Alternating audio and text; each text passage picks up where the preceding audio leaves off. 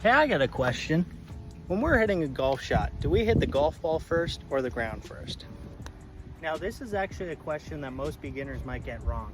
A lot of people growing up seeing Tiger Woods take these massive divots will think that we're actually hitting the ground first and then scooping the ball up into the air.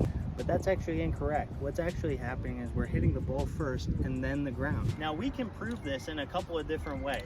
I got a can of white spray paint here. If I spray a line on the ground, that will be kind of where our low point is at.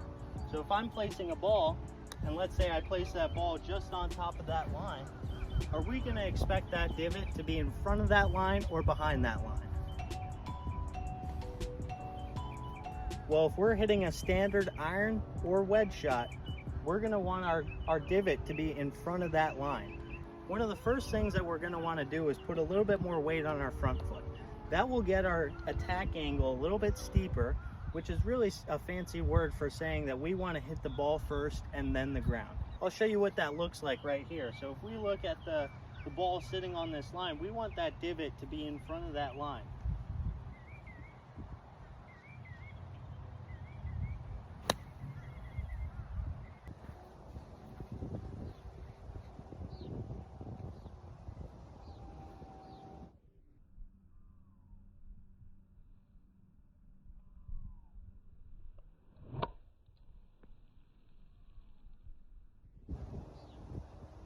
You should be able to see right about here that the line has been breached, but for the most part, the divot is in front of the line, not behind it. That's what we're looking for. Let's say I don't have a can of spray paint. Another way we can do this is by placing two tees down, a generous length apart, and placing our ball in the center of those tees.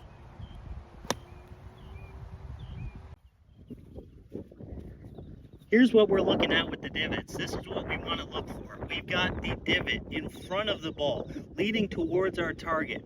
And we've got where the line was, representing where the ball was. You can see that the ground behind the line is barely disturbed. A little bit here, but not very much there. That's what we're looking for. That looks like a great strike.